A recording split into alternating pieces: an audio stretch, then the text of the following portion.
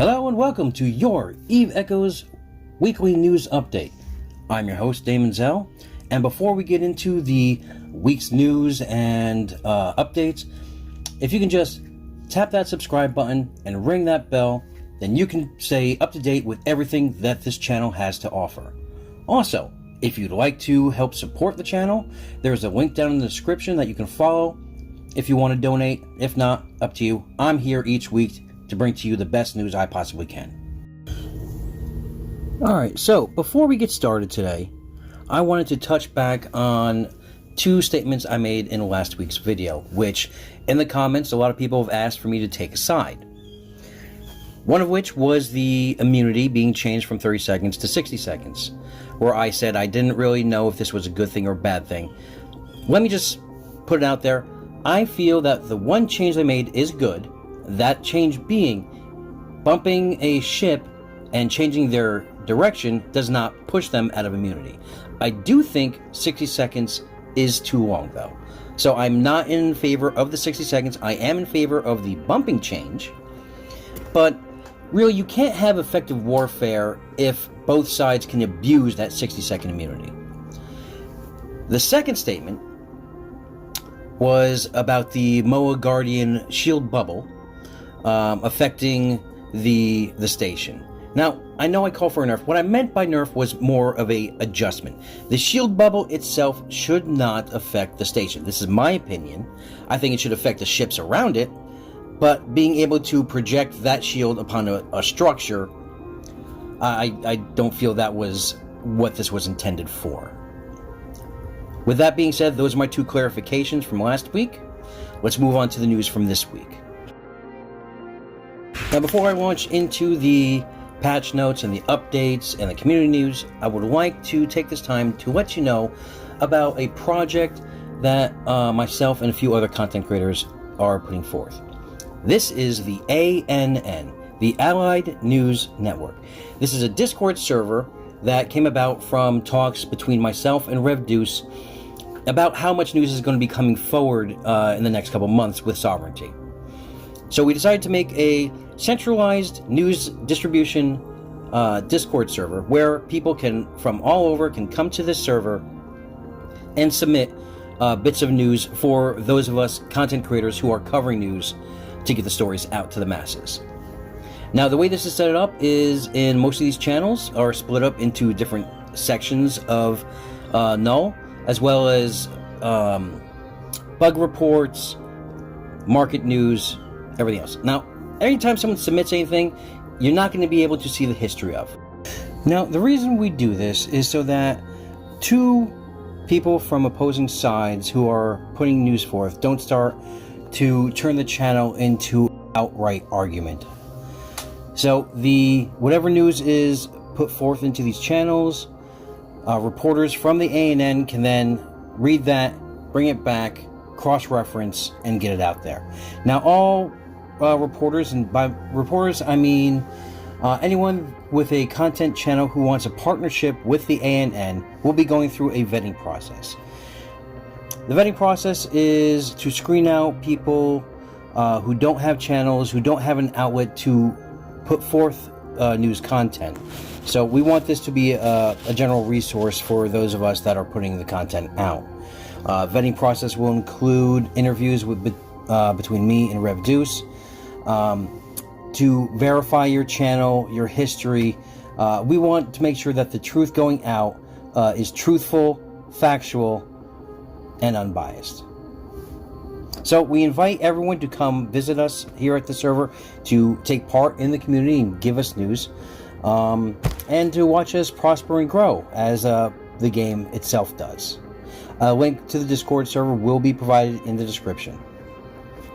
Our maintenance this week, for the most part, went smooth. It was extended by 30 to 60 minutes with additional compensation for this, for them to bring forward a test server. Now, we're going to get into exactly what that test server does and what it's there for, but let's look at what is on the live server right now with the updated content. So there wasn't a lot of changes on the live server with this update. We have the option to download the additional game data for the test server. We have the updated presentation of the event page. We have a filter change for your overview. You can now filter out for criminals, as well as overall game performance has been updated. And I really do like this change, the format of the skilled training timer. It'll now, instead of just telling you total hours, it'll actually add days. So if you have an extremely long timer, it will now tell you, instead of say 630 minutes, it'll now say X amount of days plus whatever time left over in that day. There was a bug from last week that I didn't realize until after the video was out. There was an issue that only 4 characters could be displayed when creating a new corporation name. That has now been fixed with this update. But let's get into exactly what the big patch was and what's on this new test server itself. So this new test server is going to run for 1 week before it's being implemented onto the live server itself. It's where we can test out the new skills, new technologies, everything that's being brought into the game.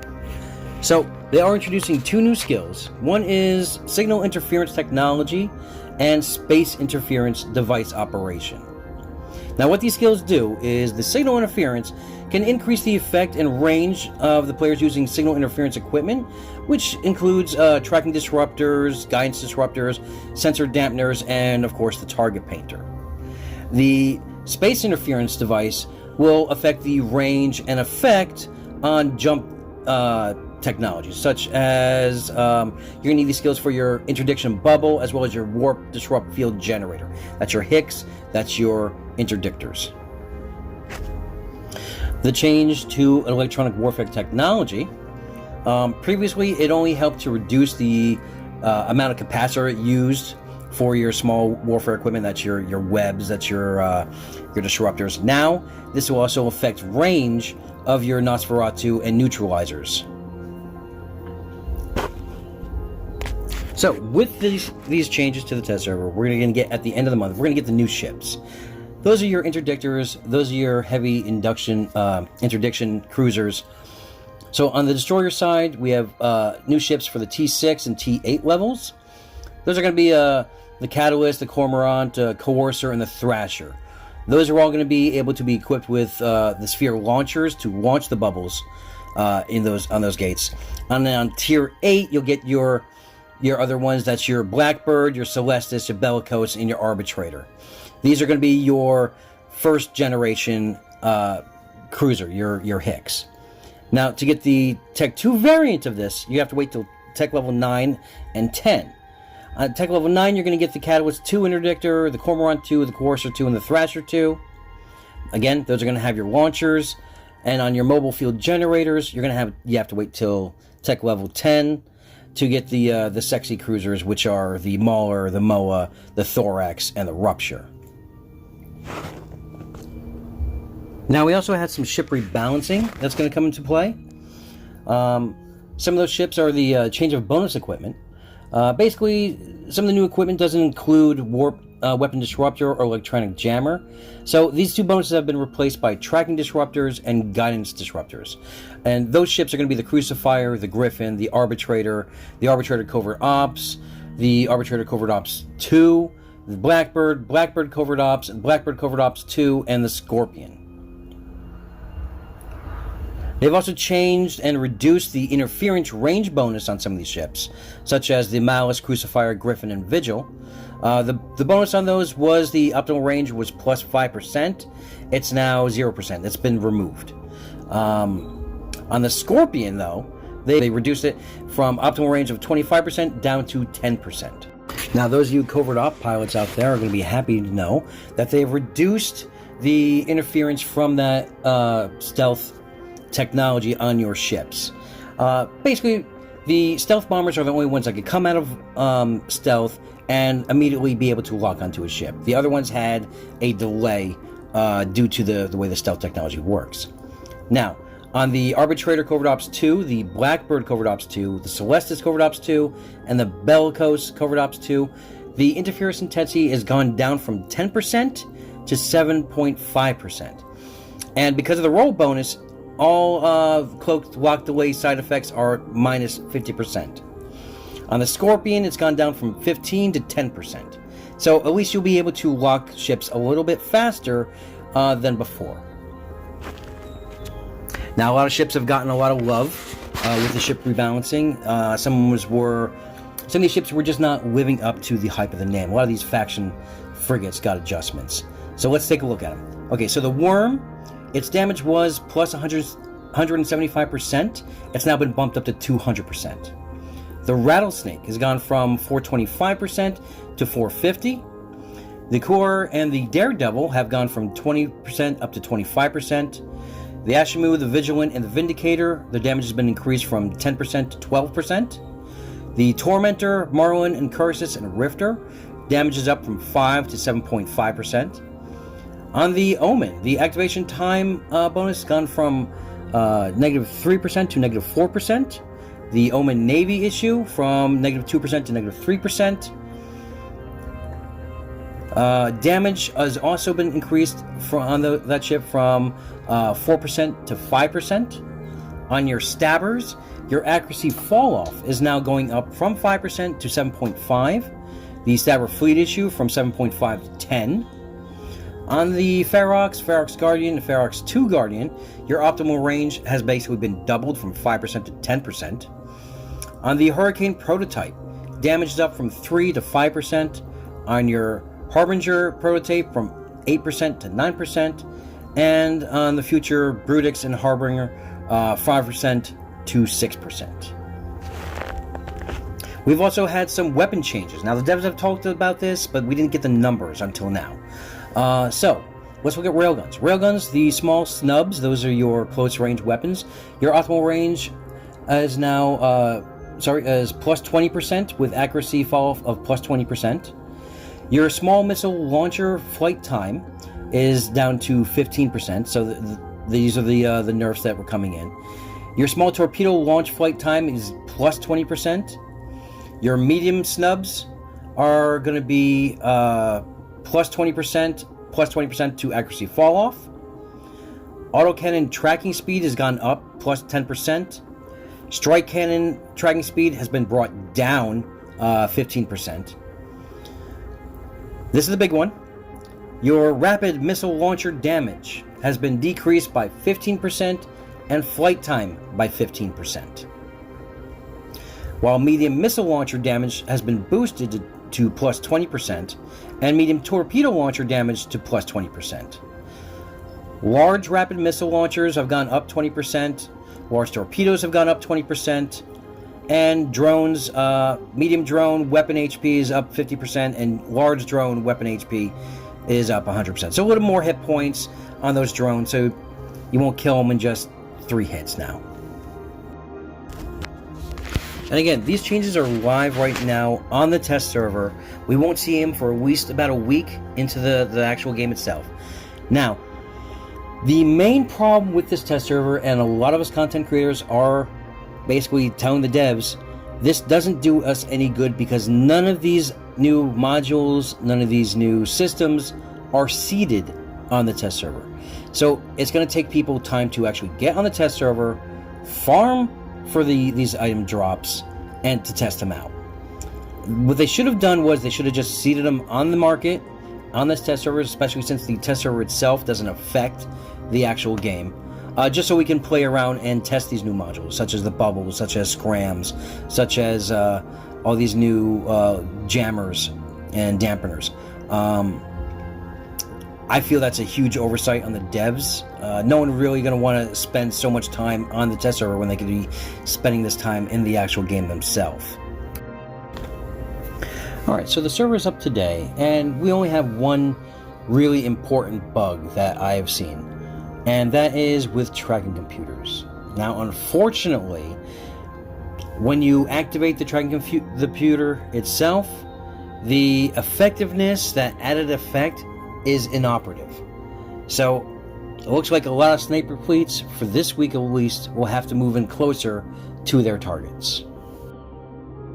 Now, we've had some huge battles across New Eden since launch, none of more so than the one that we're going to talk about later in the episode, but every participant of those large battles can tell you one thing: the lag is what kills the fight. We have pilots disconnecting, dropping off of voice comms, trying to reconnect, trying to find targets, and just overall lag and drops are obnoxious. So the devs have heard our cry, and they are doing something about it. They tell us with the sovereignty patch coming in December, they're going to provide better star system processing with nodes, with diverting additional resources to help with those large-scale battles. They're going to develop the tie-dye, which is the time dilation, to reduce the frequency in which increasing the processing efficiency of data is received by the client. In other words, you'll be able to import more, you'll be able to stay on grid without getting those disconnects. They're also going to be hiring additional technical staff and bring them on to optimize the client performance in the near future. So, unfortunately, we're not going to see these changes until December, so we just kind of have to grin and bear it and try to survive through the next month and a half until we get to that patch. With your market report this week, not a lot of changes have been made. You still see items going up and going down with the ebb and flow of supply and demand. Plex has roughly stayed the same, right around between 360k to, I'd say, 380k. Who knows, within the next week we will probably see an upheaval in the economy itself with the introduction of all these new modules and ships. But for right now, at least know that for the next week, things are stable. We start off with the biggest story of the week, and that is the destruction of the Red Station in 6 BPS TAC T. Now, this was achieved by the Aquarius Coalition as well as Genesis Federation coming in and swatting the station down. We also have set a record for this was the biggest fight in EVE Echo's history. The system itself reached a player cap of 1,200. Now, that doesn't mean that the entire forces were actually in that system. Both sides still had pilots waiting on outgates trying to get into the system to help out with the battle. Now, this battle raged on for several hours. The Aquarius Coalition as well as Genesis Federation showed up early and started brawling outside of the station with pilots before the station came out of that last reinforcement timer. Now, those of you who've been watching a few of my episodes have been probably wondering who is in the Aquarius Coalition. Well, that is no more than Trimarch, the Armada, Especial Brazali, False Trajectory, Galactic Empire, the Pantheon, Brave Collective, French Federation, Eternal Armada, Home Heroes Alliance, Dark Nova Imperium, the Sixth Empire, the Gods, Honey Badger, Crimson Knoll Kingdom, and Squatting Squad. Now, unfortunately, I have not received a logo for the Aquarius Coalition, so I made one of my own, so I can just refer to it with that. Now, the bulk of the pilots within the system were Allied forces against Red, with Red fielding between 400 to 500 for defense.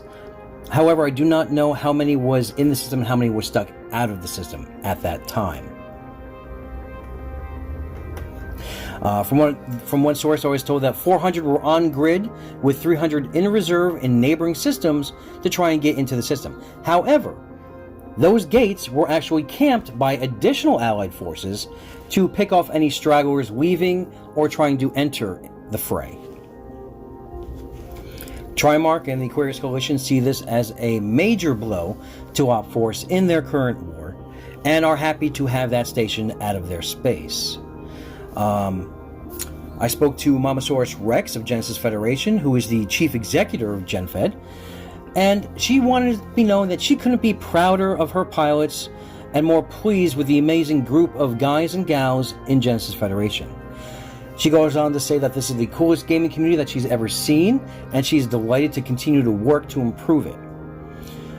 She wants them to know that she's very proud that you guys keep breaking records on and doing amazing things to become part of this greater community that is EVE Echoes. She says it's 100% teamwork, and that this is why their motto is, "We are Genesis." One facet of the story, when I spoke to a pilot of Genesis Federation, was that he told me that they had to actually ask Trimarch to warp off the grid when the last timer ticked down. Now, I did inquire as to why they asked him to leave grid. I wasn't sure if it was to get more Genesis pilots onto grid so that Genesis could secure the kill for themselves, or what it was. So I did reach out to Trimarch, who did tell me that, yes, they were asked to leave, but they wasn't out of malice or anything. They actually wanted to set up gate camps, and they wanted Trimark to spearhead that aspect to catch any stragglers coming in or out. Now, with any major battle and sides coming together who technically weren't allied before, standings did have to get set out a few days prior to. However, the standings here was 12 hours prior to the fight, with some glitches into effect. So there were about 30 pilots that did die to blue-on-blue fire. Unfortunately, on these on-the-fly circumstances, that cannot be helped.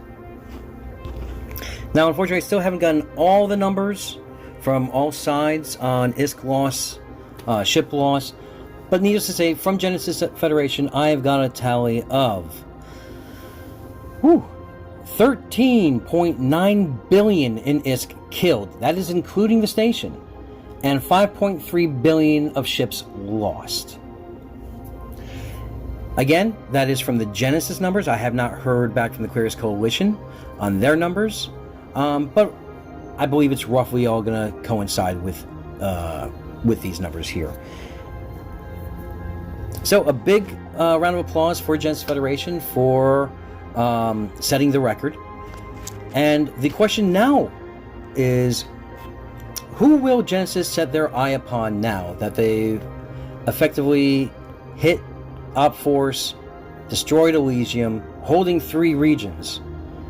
I did ask the pilot who wanted to remain anonymous at this time from Genesis Federation, and he says he can't speak for leadership. However, he says the only annoyance that they do have currently at this time is the NEEC. So we're going to keep an eye on Genesis. We're going to see what they do in the future and see where they go from here. Because of the amount of news I got last week, I wasn't able to include this in that broadcast. It did get lost in the shuffle.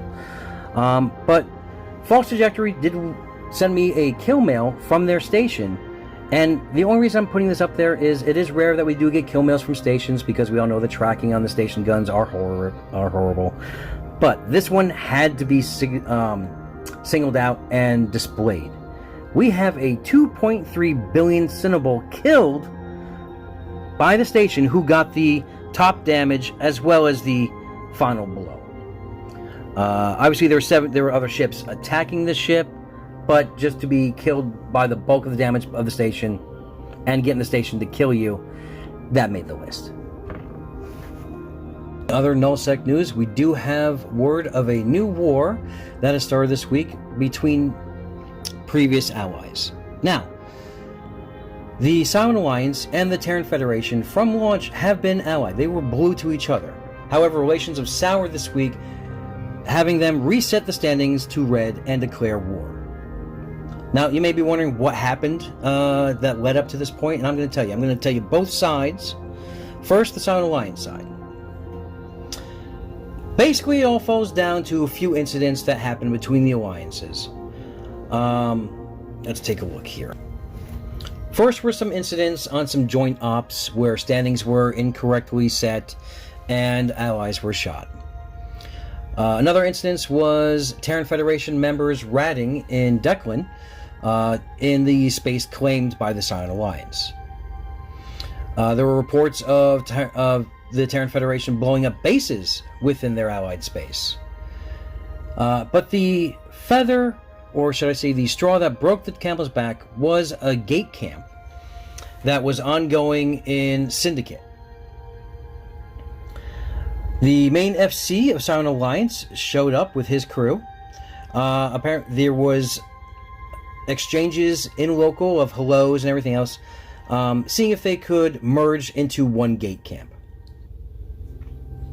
About 30 minutes or so afterwards, there was an unlooted wreck that Terran Federation has killed, that the main FC went over, scooped up, and the dead corp, who is one of the core members of Terran Federation, saw this, responded to it by blowing up the FC's ship. But they didn't stop there. They also destroyed the entire Silent Alliance crew that was there with them in fear of retribution. Kelton, the leader of the Terran Federation, offered to send ISK to the FC as payment for the lost ships. But that wasn't acceptable. They wanted it to come from the pilots that did the deed. There was either they pay for the ships or they get kicked from Terran Federation. Those were the banner marks to not have the war set. Those were not met, so now they are at war. That was the Sound Alliance's side. Now we do have screenshots, because every good story to back up will have screenshots.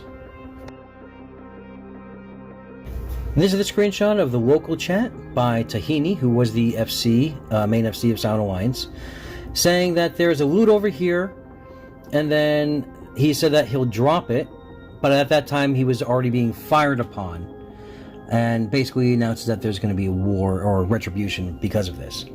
Now, Mr. Pay to Win has told me that this all could have been avoided if Kelton just made Dead reimburse the people that they killed while blue. Now, they said they had ongoing issues with one of the Dead members named Father Malice. And they said that this player had griefed Sound Alliance on 3 separate occasions.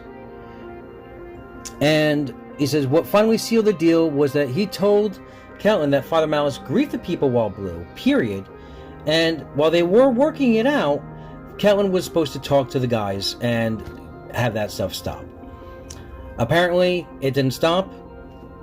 Things escalated, and now we're here today. Now, Mr. Pay to Win has gone on to say that he has no issues with Kelton. He likes him as a person. However, these incidents could not go without reprisal. Now, I've spoken to Kelton about this. Took what Mr. Pay said and presented it to Kelton to get Kelton's side of the story. And he said it is mostly all true, with a few caveats. He says the Obsidian kill was his fault. This was the standings issue. He said he gave me a long list, which he was supposed to be blue to our corporations, and just said to update it. He says he overlooked it. It was his fault. He completely acknowledges that, and he offered to pay for the loss in that incident. And he said Mr. Pay to Win said no, don't worry about it. We were told to stay out of Pentagram, Declan, while they were ratting in that area. The ones who lost their ships started harassing the Dune guys, threatening to steal their loot, and were waiting for a dead space to spawn for them to claim it over Dune. Things escalated, and Dune killed the base to stop any more from spawning. That was the base killing incident. Apparently I was wrong. It was not Dead, it was Dune, another core member of Terran Federation. He said both were his fault, and he'd pay for the damages, as per the Sound Alliance rules, which he found out later that day. They expanded that to all of Declan. Kelton says he didn't know that it was expanded all to Declan, not just that one section of Declan. And the payment would have been $500 million to cover losses. He says again, Mr. Paywin said no and wanted Dune to be camped for it, but eventually they worked that issue out. And the final issue was Dead was gate camping in Syndicate. Tahini sat with them, talking to them. When Dead got a kill, Tahini looted it. By the time he typed what he was going to drop, that he was going to drop it in local, he was already dead. And then they proceeded to kill the fleet in case they retaliated. Kelton again said he would pay for both parties are at fault, but he'd pay for the ships. Mr. Paywin said no, Dead had to pay or their members kicked or be station camped. Kelton goes on to say that every time an incident happened, that Mr. Pay-to-Win wanted blood, not help. However, he cannot support any of this since everything was deleted in a previous conversation with Mr. Pay-to-Win. As well, I spoke to True Zealot of Dead, the offending party, to get their side of exactly what happened. Now, here is the kill mail with the ninja loot that was provided to me of Tahini, as well as conversations with Tahini via Discord. So all these screenshots are for your consumption, and this is what led up to the current war that is now.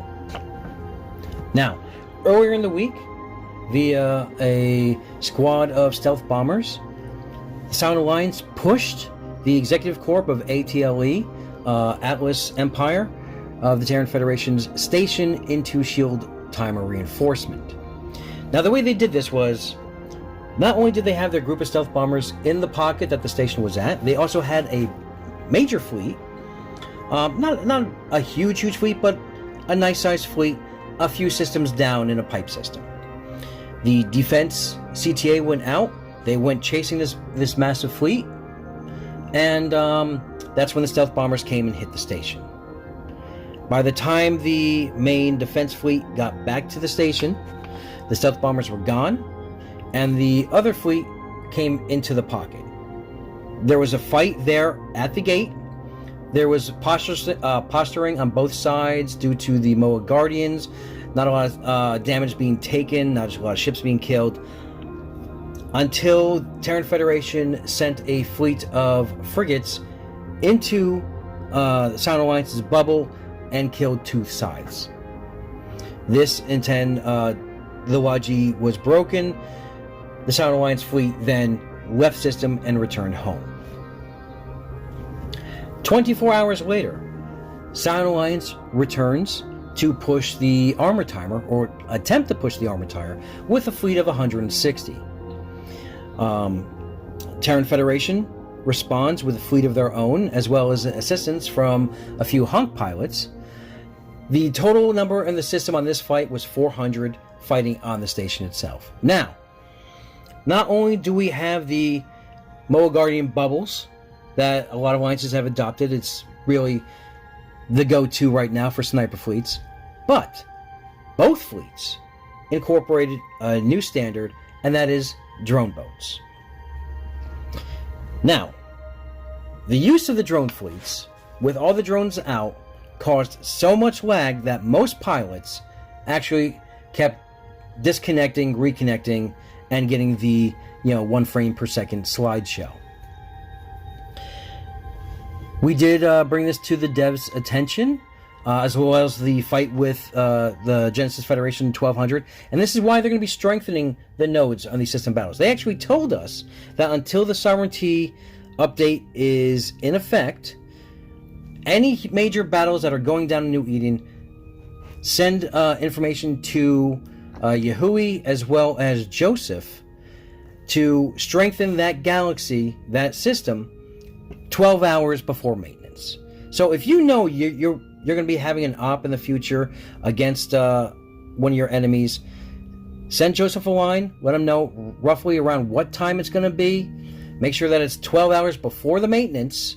If you're under the 12 hours, they cannot strengthen that system. I digress. Back to the battle.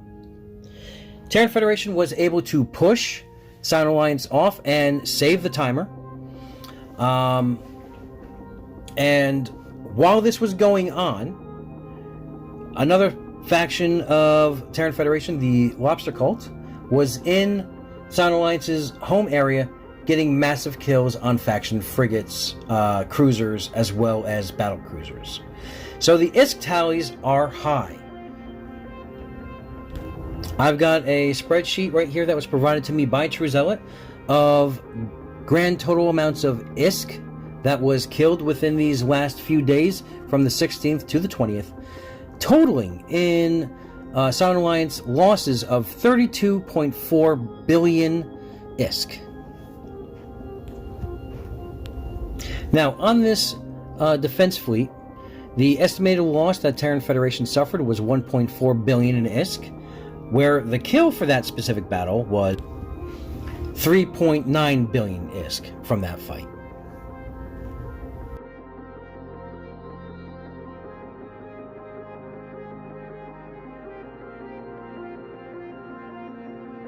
Coalition, under orders of a client, was able to take down a station in Artec ZUOL in Amencia. During this op, the Mercenary Coalition fielded 170 ships. At the end of the op, ISK totals killing 14.5 billion worth, including station, and suffering 2.3 billion in losses. Now, the fighting started in GM Tech 0K7 as they broke through a 48-man gate camp. Similar size, maybe about another 70 ships were also en route at that time. while the MC forces quickly dispatched it and then moved forward to their ultimate goal of Artex Z. Now, upon reaching this system, they hit another smaller gate camp, dispatched those enemies, and proceeded on to target. In doing so, they broke their fleet. They sent part of their fleets to both gates of the system to camp those gates, while the main fleet sat on station awaiting for the timer to tick down. I'm told that this op happened outside of the Mercenary Coalition's prime time. In fact, it actually happened during the Chinese prime time, and they wanted people to know that they can effectively help you in any time zone. Whether it be your time zone, another person's time zone, they will get the job done no matter what it is. Other news coming outside of Null: the Catskill Cartel has left the Golden Horde Alliance. Now, I did message Captain Benzie about this to get the story, and I have gotten a official statement. Rumors abound of the Catskills' departure from the Golden Horde, with ugly rumors and wild speculation. This is rumor control, and here are the facts. Catskill was welcomed into the Golden Horde during the early days of the Horde's creation, and their story of growth and prosperity is also Catskill's story. Together they have grown and achieved exceptional things. Though their paths may have diverged, Catskill remains close friends and allies with the Golden Horde, and their new empire will continue to support their endeavors and enjoy the support of the Horde in return. So, good luck to Captain Benzie and his alliance in growth and prosperity. I'm glad that he's got a friend in the Golden Horde. It's been brought to my attention that there was a rumor that the Avalanche Alliance, Server and RPG's alliance, was facing implosion and collapse. I've spoken to Server and RPG, and he says that these are wildly inaccurate rumors, and their alliance is just a group of corps sharing the same space, no motive, no arguments, no BS. They will continue to defend their pocket and do things their own way. And that's our show for this week. But if you need more news in your life, in partnership with the A.N.N., please be on the lookout for future broadcasts from Server and RPG with the E.N.N., with Frankie from EveEchoesRadio.com. Be on the lookout for Rev Deuce, who will be doing weekend updates, and basically the same format that we're doing here, but he's going to be doing a new section on the weekends. So you'll be covered throughout the week. Also, look for Sean's podcast on the Echoes of New Eden. I believe Sean's are also on Wednesday. Sovereigns are hit and miss. I know he's going to be putting those back up very soon. Eve Echo Radio, you can find it through their app, as well as on YouTube every Monday and Friday. Rev Deuce will be having his news broadcast on the weekends. And you can always find my show here on Wednesdays. Again, you can always join our Discord. The link will be in the description below, and that is the Allied News Network. Until then, remember, fly safe, and your enemy can never disrupt you from within a pod.